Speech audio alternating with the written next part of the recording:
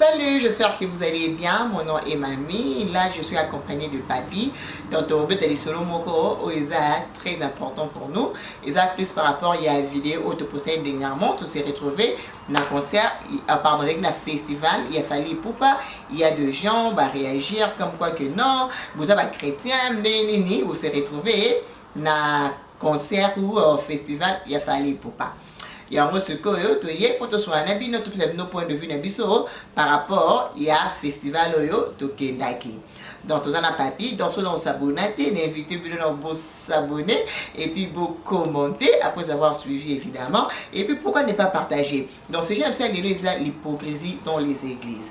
Alors, tu débattre en n'a pas pu, dans toutes les quelques questions, il va répondre et puis tu conclure l'émission à l'émission. Donc, pour nous faire l'émission, c'est que non, tu sur le lango. Donc, à tête reposée, Papi va répondre à ma question avec beaucoup d'honnêteté. Donc, Papi, comment ça va? Oui, ça va très bien moi-même. Et puis, on a fait un beau témoin de réunion, so, on a chance et on a biso. Donc, Papi, si je vous donne comment question de Bosto, au monde te pose qui a vidéo, on a fallu pour pas. Tu as un festival, tu n'as même pas qu'il fallait au bêta. Alors, du coup, on s'est retrouvé là, tout le monde qui fallait à Betty, tout le monde qui est content, il y a un monde à Mboka, à Toronto, et puis pour la bise de tout le monde aille, donc tout le monde est à Mboka, à Betty Music. En tout cas, pour nous, c'était vraiment émouvant. Tout ce là qui, alors, du coup, on a filmé, tout ce pays partagé, on a abonné sur YouTube. Mais tout le monde, même moi, ma réaction, il y a des gens qui trouvent que c'est normal, mais il y a des gens, comme toujours les Congolais, qui aiment bien juger, qui disent que non, tu vas chrétien parce que tu se retrouvé dans le festival et fallait pour pas. Et là, ils ont s'extraire dans 4 années papier, on a plus de parole. Et ça, donc, vie chrétienne est dépendre de l'atmosphère et badou. Donc, ceux qui ont décidé, ok concert à Fali, tout ce ok festival, tout ce ok musique à Kofi, du coup, tu n'es plus chrétien. Nous avons rappelé que nous avons jugé à bon, nous avons jugé à bon, nous avons côté les félos. Parce que la Bible est lobby, ils sont mamouké, ils sont mamouné, ils sont donc, déjà, quand il y a une respiration, ils ont déjà les soumous. Ceux qui ont un concert à Fali, tout festival à Fali, ils ont les soumous. Donc, et là, c'est que non, il y a au salaire les soumous moussous. Donc, besoin de ce péché qui m'a tu vois. Mais, dans le cas de l'histoire, on a papier comme ça, papier comme ma Bible bien maîtriser la Bible, donc tu me continues à papier ma question.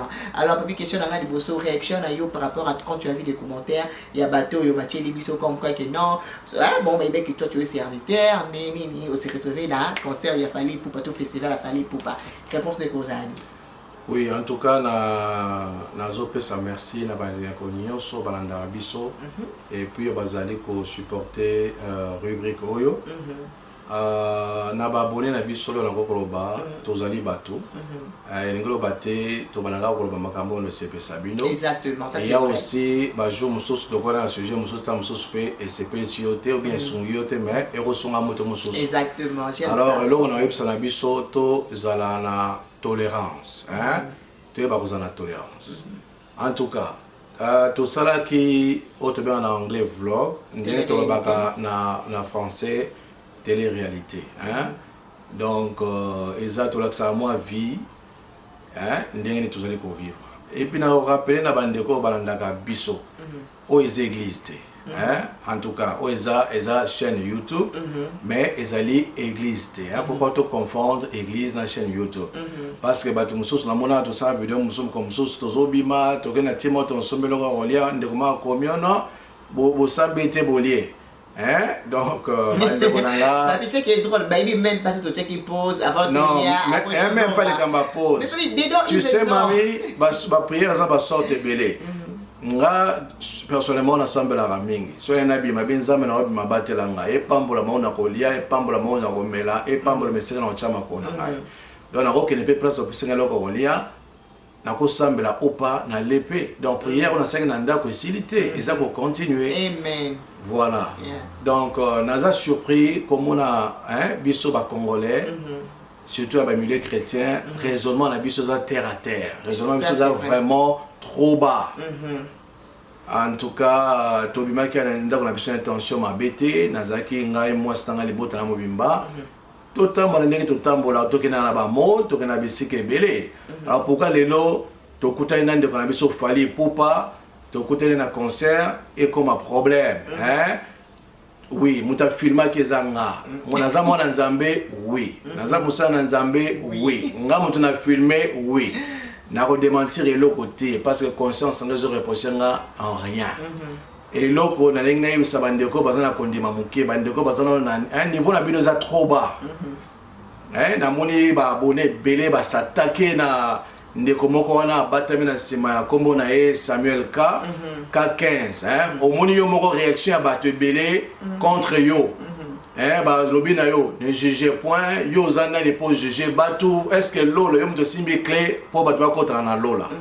Et là, on a une émission de la Zali, et choqué dans mon gâté, mais tu es gâteau, mais vraiment qui éclairci. Exactement. Au début, tu as le Cambo, il y a confession chrétienne. Mamie, sauf qu'une église catholique. Parce que Bissonnion, surtout, tu as une maison mère. Maison mère, c'est l'église catholique. L'église catholique, boye bo sambe na bino so bo bimi mutamuta vivre vinae bamso ba mela masanga bamso ba mela masanga te bamso ba binaka bamso ba binaka te et ça n'aura jamais un problème. Donc ba confession chrétienne et kaboni tous un témoin de Jéhovah so qu'un témoin de Jéhovah na ba temple na bango banzembo yema na kata temple jamais au mona ba yembi na kata na fête so za na bato ba respecta komba nzambe koleka na ba église mami za ba témoin de Jéhovah Papier agree ba témoin de Jéhovah batangaka komba nzambe pa mbate obi mami boli misana lo baleka muke le comment muke sur ba église na biso to bengaka ba église à molimo ba église évangélique bande ko boli misana na ina lo beloko. Il y a trop de désordre dans l'église autobengaka, église évangélique. Ça c'est vrai. Église mongozanga structure. Pondima na vilo yo vandaka. Ba pasteur ba combien? Ba congolais. Kende lo bana bango ba pasteur bino sponi boko sangana te bino nyos boko ma église moko. Papi on a doki ba problème. Bazaka na réponse moko ba baka toujours partager vision moko te. Tous les bango question mususu. Vision na yo ezani. Tout le moko na moko. Est-ce que bande ko soit courage? Le coup de Pierre a talagi Yesu a un miracle. Alors, Yesu, totiki nyoso pona kona yo tokozwa nini. Bandeko, à un certain moment, sur ensemble, la faut telle magotu na ganzambe, ba questions sérieuses. Hôtel magotu na tata pasteur na bilo ba questions sérieuses. Oza convaincu te kende na ena tuka ti okoma convaincu. Mami, désordre des belé na l'église ambiso bengaka évangélique. Nesika yiki qui peut trouble écoute. Mami na quand tout ça qui vidéo na ba vidéo na biso passé to le bien qui makambo ya musique chrétienne et puis la musique to benga profane. Na ça moi rappelle moké.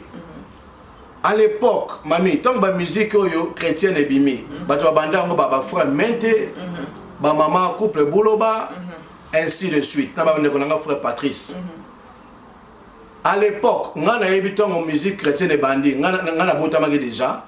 Ezali musique pendant betama na kati bibembe so muta kufi ezo betala bibembe au fur et à mesure comme betala ba fête ba mise ba comme benende to comme lelo oy ko kabone komi et comme que non ba témoignage e ko ya e ko comme que non nazaki mission zaiko nazaiko to sala kaboye to lexaka bato krio lo bakaboye la kisiboye krio sali boye ainsi de suite nde esali bo kabone lelo ba sulu comme ko bina musique ya otobenga nzambe bamso benga ba bina musique oyo tobenga ya satan bande ko ngai total ka autour de nous lelo oyo mami toko sala li kampo to banga pasteur te toko sala li bible bi to banga moto ko bomanzoto na molimo amen pasteur aza moto lokola yo na ngai la seule chose ali nzamba bengiye azala leka nzamba zo senge plus que batu mususu nzamba zo ezala moto mususu osale makambo nyoso ba lobelo te so pasteur asala ni kambo ba sala nini batu ba réagir donc na ba pasteur na batu baza basala nzamba nzamba senga bango plus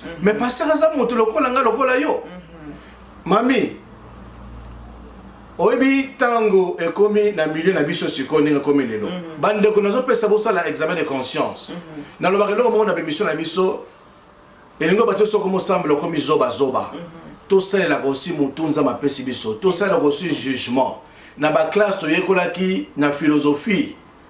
Pour comprendre madame sur le loco, il faut se poser aussi ma question. Oui. Mamie, même pour comprendre l'existence en Nzambe, il faut me poser ma question. Ma chrétien ne te pose pas ma question. Ba te yo kaka boye, olobi oui amen comme ça lango. Yo zo mona lelo oyo bokoli misana c'est une vérité oyo.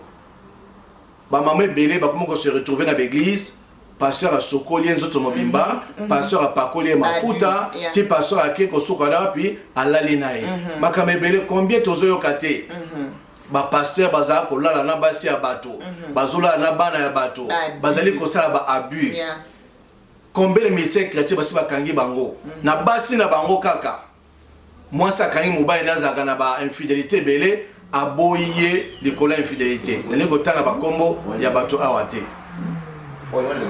bandeko na ngai tosalela mpe sens na biso ya jugement oyebi mami nzambe oyo tokobenga nzambe ya bible aza bolingo réaction ya bandeko oyo ekamwisi ngai donc selon bino bolingaki nini ndenge tokendaki tomonaki fali opupu na kati ya festival tokima tokona batama na batoilette vraiment ndenge tomonaki fali opupu na festival tobelela mokili mobimba tosala propagande contre fali to bakende botala moto ndeko moko ake kozwa courage ya kokomela ngai alobi ke non ngai naza lokolo moko na kati lokolo moko na libanda po fali pupa azali antichrist ndeko na nga makambo ya fali pupa akomi antichrist ozwi yango wa merci tozwi yango wapi papi donc il est pas antichrist et il faut détecter qu'il est pas antichrist oyebi mami eza na prophète moko d'ailleurs on se rappelle na bana olande mingi bana opesa témoignage o nzembo ya kofi boye elobi boye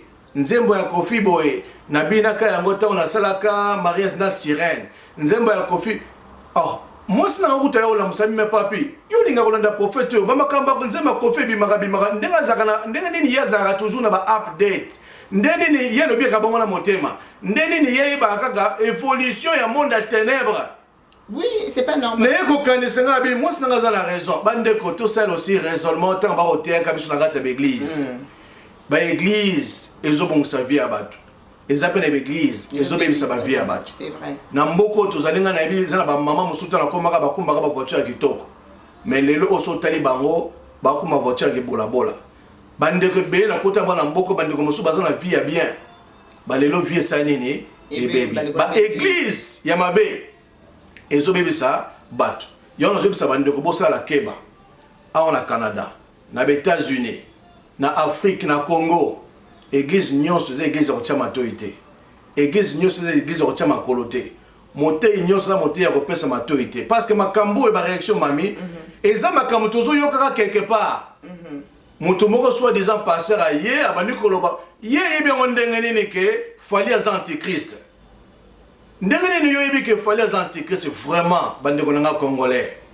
c'est vraiment ridicule ba raisonnement ya boye babi que on a question de ça qui on a musique profane ils ont glorifié Nzambe te pour bible le belo so ça les fait glorifier Nzambe ce qu'on a question dans les qui papi tant que à hôtel au fin des hôtels à match à soccer au glorifier Nzambe na nini tant basketball ils ont beta awa baso ke ko lala na ba terrain pour na encourager ba équipe na bango ils ont pesa Nzambe gloire na nini hein tant yo vanda kana ozolia ils ont pesa gloire na Nzambe na nini soki komika musique ya mokili nde bobenga kango fali to kofi o ils ont pesa Nzambe gloire te donc vous voulez me dire que tant yo la moki tout ce que yo sala la journée na ils ont pesa Nzambe gloire arrêtons s'il te plaît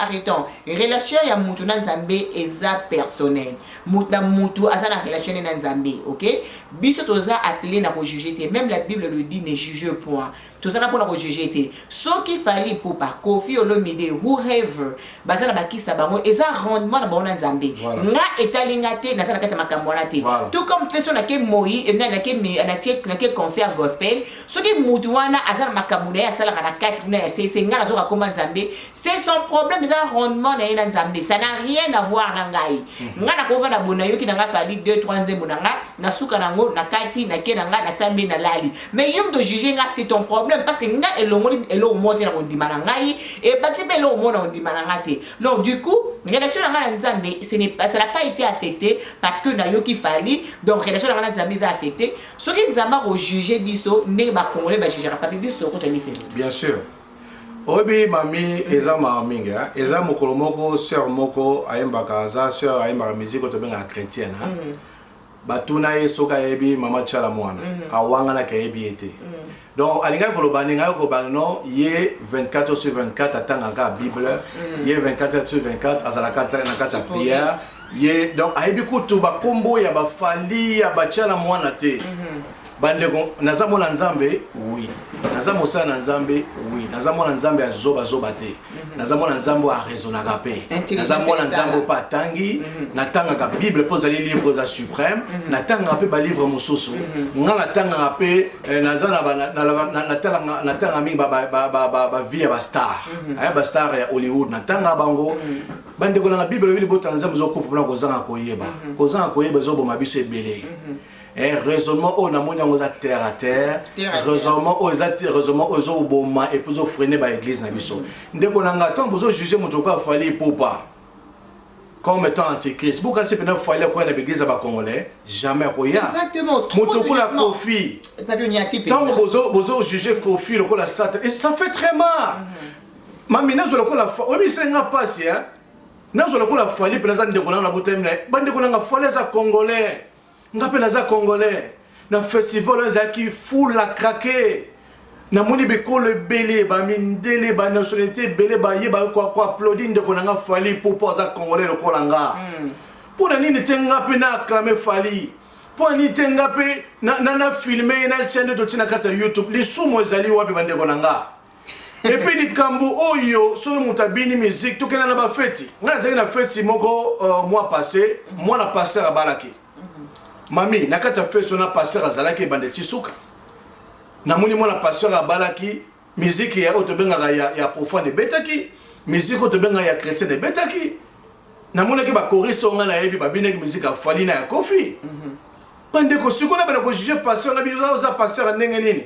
mona na ye nakata na fete zo bina Kofi bande ko nga tout tika ko juger baninga bible les premiers seront les derniers amen ba congolais tous ont un monopole de vérité te oyi ba congolais mami ba kansa on dirait ko yesu abotama ki lelo bangunde balandi ya nzamba na nzamba donc nzamba zaka ba bande ko nzamba aza congolais te so ka saka nzamba za congolais te bible je biso yesu aza mo yuda to comme lelo ba na nzambe na nzela ya grâce tout changer un peu raisonnement na biso mentalité tout changer un peu mentalité na biso et loko ya musique chrétienne na musique profonde il faut si là oui effectivement mami soto zongi nga naza motoyo mami nde naza na sambela naza na besoin te mutandi mangake na mwana nzambe nga mona ndimela yesu na bomwe na nga naza sûr que non na kota lola et puis na sala ke fort na tama ne nzambe alingi mangake naza parfait mami na ngai raisonnement na ngai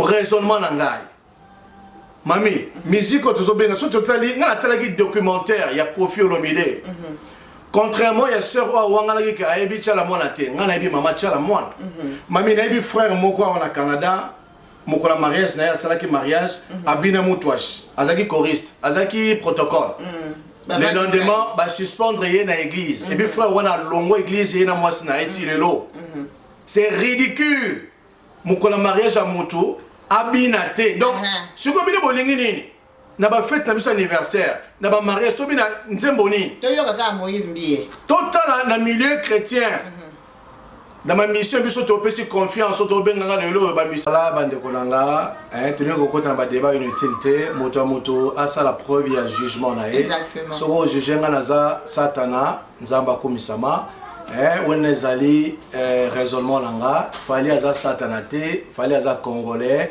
aza artiste monene na mboka na biso na beteli maboko makambo obolobi epesanga idée moko so na zui mbongo penza na biki fali comme na mbongo ebele eza pasi pena pona na bako na zui boule moko frère nanga fali so na zui mbongo pena na obenga yo faut ça la mwasi nanga nzembo osali mwasi ya mutu moko na mandala o nzembo wana et puis clip wana fali en tout cas bravo à l'artiste Kendele Bosso mon frère ba la contre nga promesate ba la pour nga promesate naza juge ya fali te naza te pour condamner frère nanga Kofi Olomide agbada nayebi bango baza ba congolais na vala na lola te na vana na mokili nayebi évolution na tanga ba journal na tala ba vidéo mais nazali fanatique ya mutu moko te nazalaka fanatique ya mutu moko ya Yesu Masiya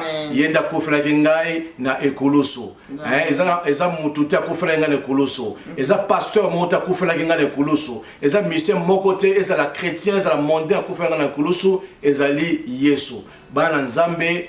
On doit savoir faire la part des choses. Ce qui est au morning ngai papi nazali un pied dedans pour n'accueillir un festival à Fali, c'est pas un problème. Mamie, ça me dit rien, ça me dira rien parce que naza hypocrite. J'acclame Fali. Naye sous devant bino ko acclamer Fali, bravo à l'artiste. Bon juge d'un bolingi, problème exacté. Mutaza na clé ya makambo nyonso ezali nzambe mutako juge ngai na yo ozo etepso ba commentaire négatif ezali nzambe. Donc voilà to suki wana pour la bande ko nyonso o ba commenter positivement, vous avez courage, merci na ba courage Nabino, merci pour le support Nabino. Ah, ma message a bien sûr votre balingi yo. Ah oui. Mami na moni tu es vraiment aimé, façon va défendre. On est aimé. Non, façon va défendre les Cambodges. Non, papi, ce sont des gens en fait qui réfléchissent. Mami ça va congolais va comment comprendre hein. Exactement. On va congolais au bécaye comment quoi la mission. Exactement, ils ont voulu défendre hein, mais ce sont des gens qui sont en train de qui réfléchissent. Ils ont raisonné voilà. Parce que ils ont la sens de tels commentaires. Ils ont été au dans la lola autre. Non, tu vas dans la mokilio yoto yebi bango. Et puis papi ce qui me choque parfois ils aranine. Au moins le même congolais, bayo karabango, bayo karabango ba bisika américain. Bien sûr. Mais ceux là ba congolais ça des mots. Comme on a compris en maman ya on a lobby na yo makambo yo. Maman omoni débat busobo ezaka na milieu ba chrétien to benga na oka kutu soni na benga bango ba chrétien comme ba chrétien to ba chrétien na respect pour nango ezaka ba congolais c'est ça le congolais bande ko to changer mentalité na biso so to changer mentalité te Kabila a ozonga sona pouvoir so Kabila zona pouvoir te Shada a ozonga na pouvoir na moni to na besoin Kabila a ko nyoko la biso beta biso film po to nyoko comprendre te Kabila zake mami to fingi ba te biso Tshisekedi tout ça kaka insatisfait position congolais zanga position ngona to ko umela na bo umbu kaka boy ne biloko za facile le bana ya ko comprendre. Et le bas je venais dans le bas souvent ils ont mathématiques ils ont formé la mathématique pour leur comprendre mais ça va être difficile pour un Congolais de comprendre donc ceux qui ont béni on s'est retrouvé dans un festival il a fallu au commune de cause sur chrétienté n'importe quoi donc on est là pour vous dire que non tout est hypocrite on vit notre vie. Relation nationale c'est personnel. La Bible nous dit c'est lui qui sent le cœur et le rein, qui connaît la profondeur de nos cœurs. Donc yo attention lobby non parce que moninga yo pengui mais nga peut-être na zone na fuka na samedi de kambeleki mais yo otie na pengwa. Alors on te conclure émission et ça me l'a imité to sepeli ni koza devant ba écran na bino sous comme d'habitude, dans ce besoin de la question, suggestion, boutique et la biso, pour l'anecdote, tout ce qui a tout l'ova bino grave babouné la biso, il y a vrai, tout l'ingabino mingi. Donc, n'est pas bien lobby. Il y a des sujets qui vous plaira, il y a des sujets qui vous plairont binotés. Mais surtout ça, on a pour tout ça, des sujets qui vous plairont binotés, donc quelque part, il y a un problème. Donc c'est normal, opposition est ça là. Opposition, et puis ça a toujours force, il y a au travail encore plus dur. Hein? C'est comme ça. Donc, ok, non, Kabajan, Wana, ils ont un problème.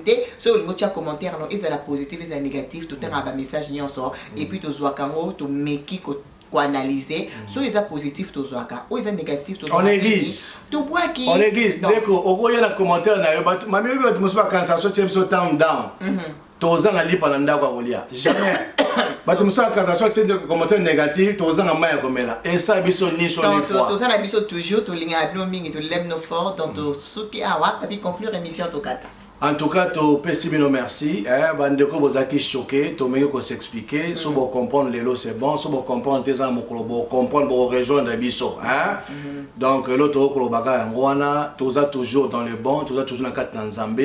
Et ça ressemble à biso donc voilà Zambé a pambola bino to ngo kota la ba expression belé pour ton nyonga moto te ezala moto moko to nyonga na e ezali Nzambe ozo pesa biso pema moto mutana façon zo comprendre Nzambe so yo comprendre que ba tuloko ba kena na festival Fali baza un pied dedans un pied dehors ezali yom tolobi yango nzamba lobi na biso le côté tozola na kimia tozola na kimia donc voilà encore une fois bravo à l'artiste Fally Ipupa et à nos abonnés Nzamba pambola bino ebele à nos abonnés tout le monde la hypocrisie tous la ba vrai vivre pour Nzambe banga Nzambe ko banga mutu ya mokilité donc voilà Nzamba pambola bino ebele. Non, pour nos abonnés, Papito, en tout cas, on a merci. Personnellement, on a des cognos, on va supporter, on a des commentaires, etc. Wow, on a tellement de choses de la biso, de la bisoté, mais de la vérité. Nabi wow, Nzamba pambola bino et belé. Donc voilà. Ok, alors pour aujourd'hui, donc Silici Awa, donc comme d'habitude, vous s'abonner, sinon vous s'abonner, vous commenter, tout ça l'effort, tout au moins 2 à 3 vidéos la semaine, donc vous partagez n'abartou moussousou, oyo et kokosu nabango. Alors Papito Sisi, monsieur Nabiso, avec un gros bisou. Donc bisous Nabiso et Kepe Panabino, à tout à l'heure. Bye.